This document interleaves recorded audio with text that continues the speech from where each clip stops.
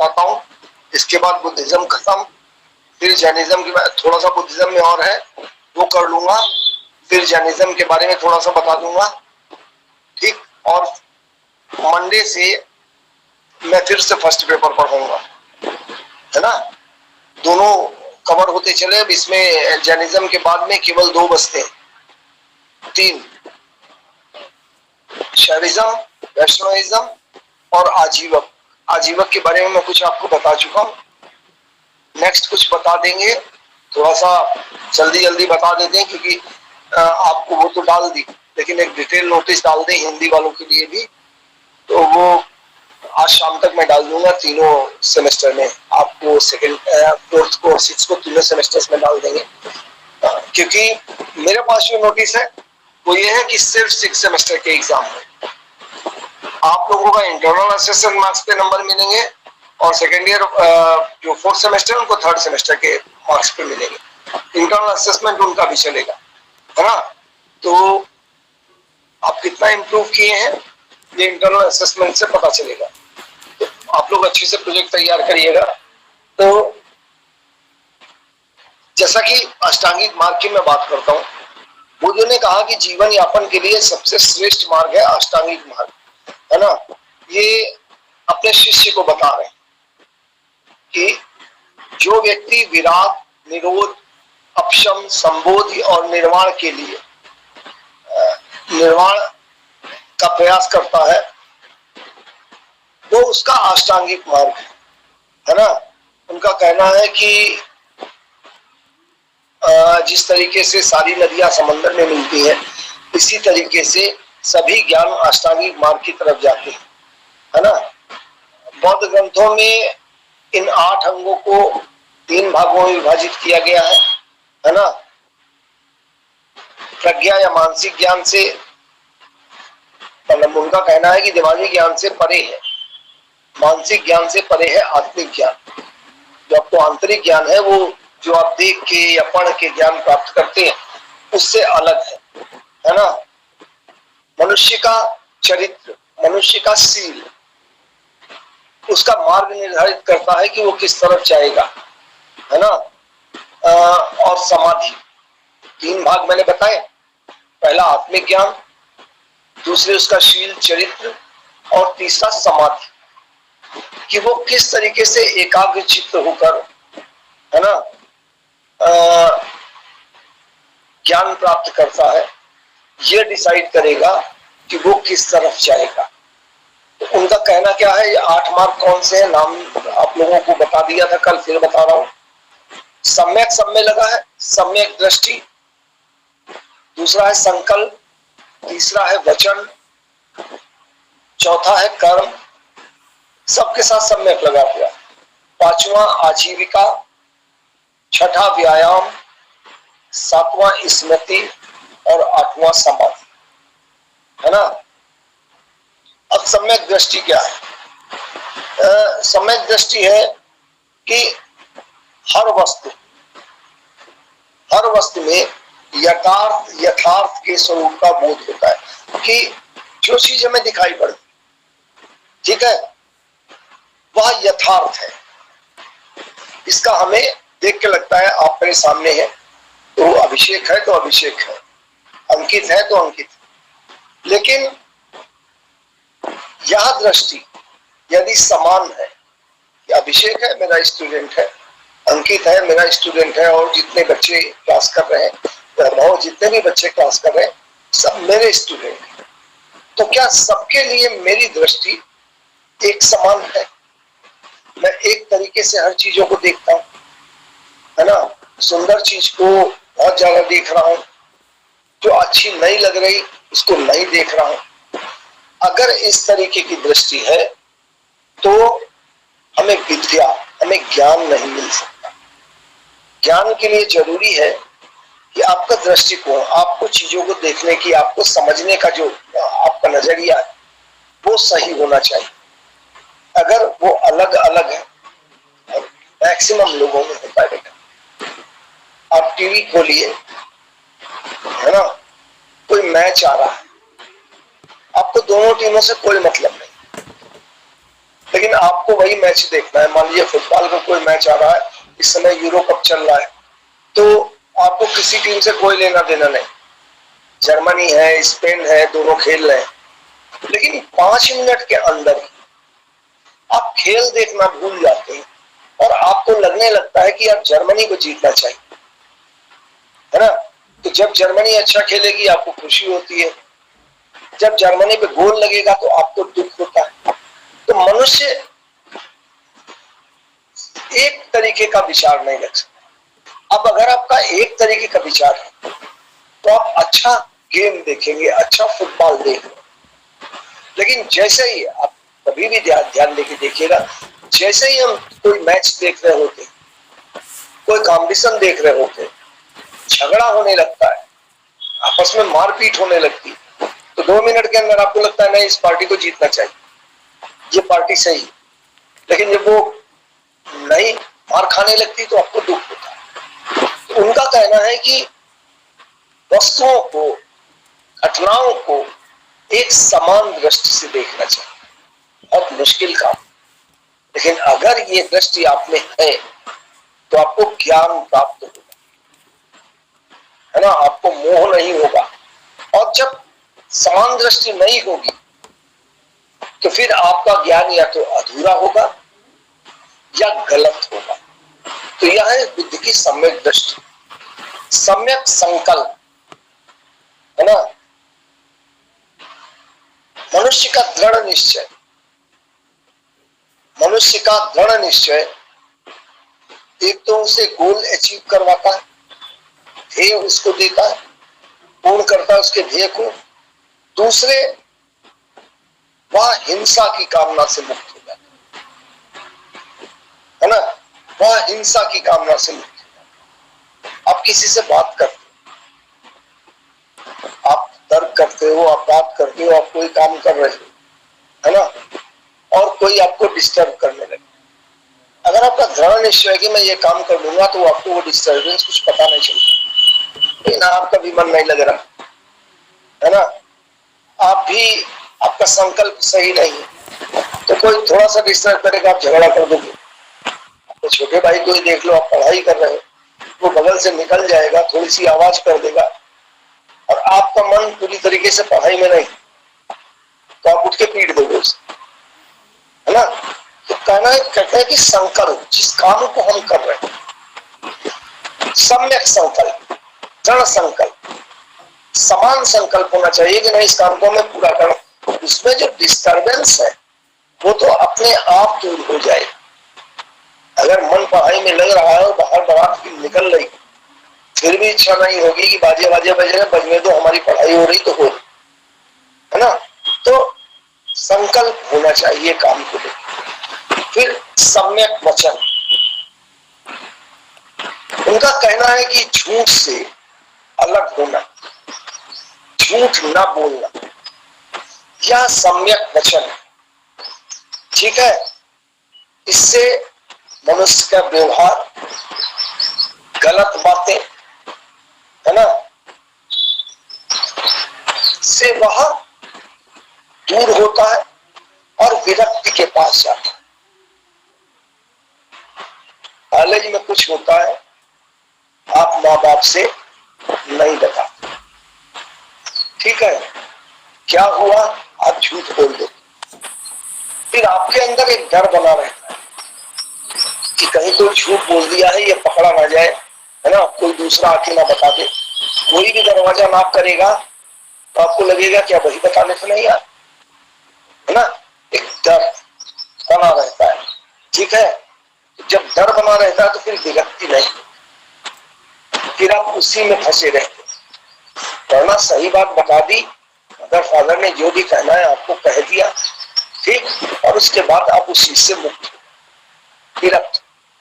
तो इनका कहना है कि सम्यक वचन मतलब सत्य वचन आपको बहुत सारी दुविधाओं से बचाता, है ना।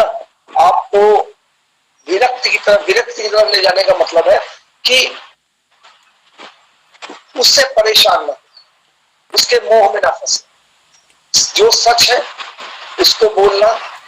तो सत्य बोलना हमें बहुत सारी समस्याओं से, दुविधाओं से छुटकारा देता। सम्यक कर्म, है ना, सही तरीके से काम कर,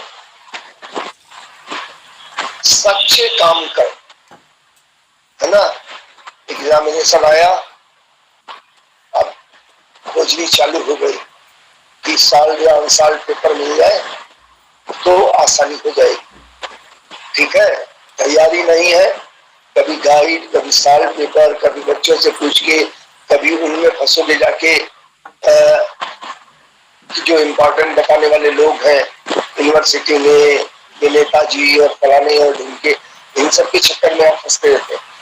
सम्यक कर्म अगर आप कर रहे हैं, है ना, अगर आप अपने काम को सही ढंग से कर रहे हैं तो आपको इनकी आवश्यकता नहीं होगी।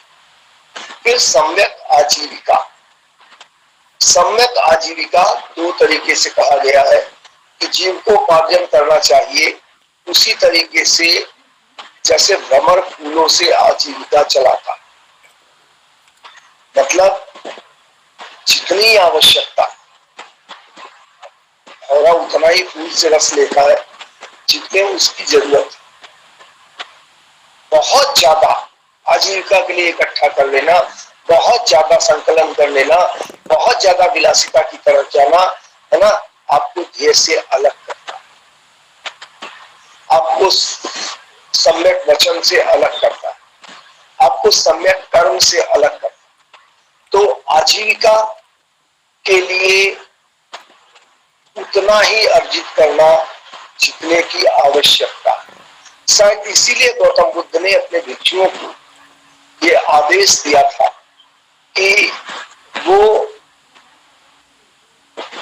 सिर्फ एक घर से भिक्षा लें, जितना भी उन्हें मिल जाता, है ना, इसी से उनको जीवन चलाना होगा, है ना, जो भी है उसी से जीवन चलाना होगा।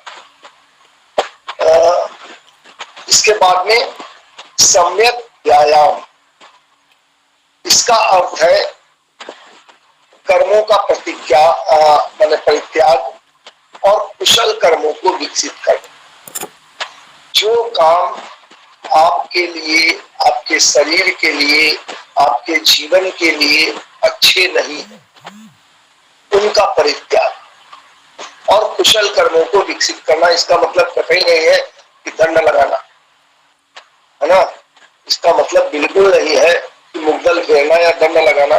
इनका मतलब ये है कि शरीर के लिए या आपके जीवन के लिए जो चीजें अच्छी नहीं है ना, उनको हमें डिनाई करना, उन चीजों को हमें नहीं करना। तो फास्ट फूड खा रहे हैं ना आजकल छुट्टियों में, घर से निकल के तो फास्ट फूड चल रहा होगा, वो नहीं चाहिए। जो हमारे शरीर को स्वस्थ रखे, है ना, जिससे हमारे शरीर में चपलता आए, तेजी आए। खा के बहुत सारा फास्ट फूड, पेट दर्द कर रहा है, आराम से सो जाना है, नहीं। आपको उस तरीके के कामों को करना है जिससे शरीर मजबूत रहे और लाइफ एकदम सुगम हो, एकदम साफ चले। ठीक है, तो अब इसके बाद सम्यक व्यायाम के बाद सम्यक स्मृति, मतलब जागरूकता, अच्छी चीजों को याद रखना, बुरी चीजों पे ज्यादा दिमाग ना लगा। अब आठवां है सम्यक समाधि। इसका मतलब है कि जो आपके अंदर पैशंस है ना, भावनाएं हैं कि हमें ये भी चाहिए, हमें ये भी चाहिए, हमें ये भी चाहिए, जो आपका चंचल प्रवृत्ति है उसके ऊपर कंट्रोल है ना, उनके ऊपर कंट्रोल रखना। आपकी जो चाट की दुकान मिल गई तो वो खा ले, कुछ और मिल गया तो ये कर ले, अच्छे कपड़े ले ले, अगर किसी दोस्त के पास 3000 की जीन्स है तो हमें 5000 की चाहिए, है ना, बहुत अच्छी बेल्ट चाहिए। इन सब के ऊपर जिनकी जरूरत नहीं, इन पर कंट्रोल रख। गृहस्थ के लिए, एक साधु के लिए, एक भिक्षु के लिए इससे बड़ी और कोई चीज नहीं। कतई ना कहते कि आप गंदे रहिए, कहते हैं साफ सुथरे रहिए। शौच बौद्ध धर्म का यशु के विलोक में आपने पढ़ा होगा, है ना। शौच इसका एक बड़ा वो था, सफाई, अपने घर की सफाई हो, अपने शरीर की सफाई हो, अपने सराउंडिंग की सफाई। तो ये नहीं कहते, लेकिन वो कहते हैं कि डिमांड के अनुसार ही कपड़े चाहिए। जाड़ा आ गया तो 500 रुपए के स्वेटर से, 1000 रुपए के स्वेटर से भी काम चल सकता है। 10,000 की बहुत कीमती जैकेट खरीदने से कोई फायदा नहीं। उनका कहना यह है कि जो हमारे डिमांड्स है उन पे कंट्रोल रखना समाधि, ठीक है। अब इस तरीके का व्यक्ति ज्ञान प्राप्त करता है, बोधिसत्व प्राप्त करता है, और बगैर इन 8 मार्गों से गुजरे हुए, बगैर इनको फॉलो किए हुए, अगर आपको लगता है कि आपको निर्वाण की अवस्था मिल जाएगी तो ये बहुत मुश्किल। इसके बाद में स्टिक मारने के लिए जो आता है तो उसमें आता है प्रतीति समुत्पाद। और प्रतीति समुत्पाद आप लोगों में कोर्स में दिया हुआ है, ठीक है। उसके बारे में थोड़ी सी बात कर लेते हैं। प्रतीति का मतलब होने से, प्रेजेंट होने से कि आप हैं, है ना। और समुत्पाद उत्पन्न होता, ठीक है। बौद्ध धर्म में प्रतीत समुत्पाद शब्द आता है कि जब इसके होने से, ज्ञान के होने से ही बोधिसत्व उत्पन्न होता है, संबोधि उत्पन्न होता है ना। जब उनके अंदर ज्ञान उत्पन्न हो गया, मतलब प्रतीत मतलब उनके होने से, मैंने ये जो उन्होंने तपस्या की, तपस्या के होने से उनमें जो आंतरिक ज्ञान उत्पन्न हुआ उसको प्रतीति समुत्पाद कहा जाता है, ठीक है। अब दुख क्यों होता है, इसकी उत्पत्ति को समझना, ठीक है। जब आप ये समझ जाएंगे किसके होने से, जब दुख क्यों होता, संसार में दुख क्यों होता, आप इसको समझ जाएंगे तो आप में समुत्पाद ज्ञान उत्पन्न, तो वो ज्ञान बोधिसत्व कहलाएगा, ठीक है। तो इस शब्द को भी दिमाग में रखना। इसके बाद में ध्यान क्या है, समाधि क्या है, मैं आपको पहले ही बता चुका हूं। ध्यान बुद्ध के धर्म में, है ना, सबसे प्रमुख था। उपनिषदों में भी इसकी व्याख्या की गई। उपनिषदों में ध्यान को बताया गया है कि इंद्रिय पर कंट्रोल कर, तो आपकी अंदर इंद्रियां हैं जो डिमांड्स उत्पन्न करती हैं उन पे कंट्रोल कर, अंतरात्मा का दर्शन, यही ध्यान है ना। इसी की बात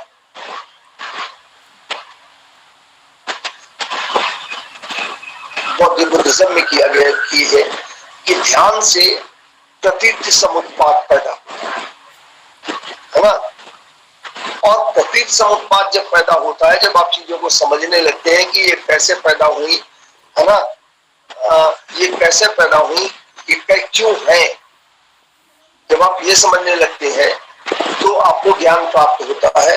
और प्रतीत समुत्पाद से ही निर्वाण की प्राप्ति, उस अवस्था की प्राप्ति होती है जब हम दुख सुख से परे हो जाते हैं। तो ध्यान का मतलब है एकाग्रचित होना, शांति से मौन व्रत धारण करके एक जगह पर बैठना, अपनी अंतरात्मा को जगाना, उससे चीजों को समझना, तब आपको आंतरिक ज्ञान प्राप्त होता। निर्वाण में बता चुका हूं कि जब मनुष्य इस अवस्था में पहुंच जाता है कि जब उसे वो सुख दुख से परे हो जाता है, जब वह चीजों को एक दृष्टि से देखने लगता है, झूठ नहीं बोलता, जब वह सत्य वचन करता, जब वह आवश्यकता के अनुसार ही जीवन उपयोगी चीजों को ग्रहण करता, जब उसमें अहिंसा उत्पन्न होती है ना, जब वह मोह त्याग देता, मतलब इंद्रियों को वश में कर लेता, सम्यक कर इंद्रियों को वश में कर देता, तब उसे जो ज्ञान प्राप्त होता है वह बोधिसत्व की अवस्था है। और बोधिसत्व की अवस्था में मनुष्य रहता तो संसार में, सुख दुख का उपयोग भी करता है, लेकिन न वो सुख के समय सुख की अनुभूति करता है और न दुख के समय दुख की अनुभूति करता है। उसके लिए दोनों चीजें एक घटना मात्र इंसिडेंट है कि हो गया, 90% मार्क्स आ गया, ठीक है, आने थे, फेल हो गए, कोई दुख नहीं, कोई खुशी नहीं। जब इस लेवल पर आदमी पहुंच जाता है तो इस अवस्था को निर्वाण की अवस्था कहा जाता है। ठीक है, तो बौद्ध धर्म में इतनी इंपॉर्टेंट चीजें मैंने आपको बता दिया। आप बुद्ध की जीवनी जरूर पढ़ लीजिएगा। अगर सेकंड सेमेस्टर में एग्जाम नहीं होगा तो ये कहीं ना कहीं आईएएस एग्जाम तक आपको कुछ ना कुछ दे के जरूर जाएगी। इंपॉर्टेंट प्लेसेस बुद्ध के, है ना, ईयर्स, कितने साल तपस्या की, कहाँ तपस्या की, कहाँ से उनका मन तपस्या से उखड़ गया, किन किन शिष्यों के साथ, किन किन लोगों के साथ तपस्या की, है ना, इसके बारे में आप जरूर पढ़ लीजिएगा। और बेटा फिर मैं आपसे कह रहा हूँ, प्रोजेक्ट में मन लगा के लिखिएगा, क्योंकि हो सकता है कि यही आपका सेकंड सेमेस्टर का एग्जाम। ठीक है, आज मैं यही खत्म करता हूं।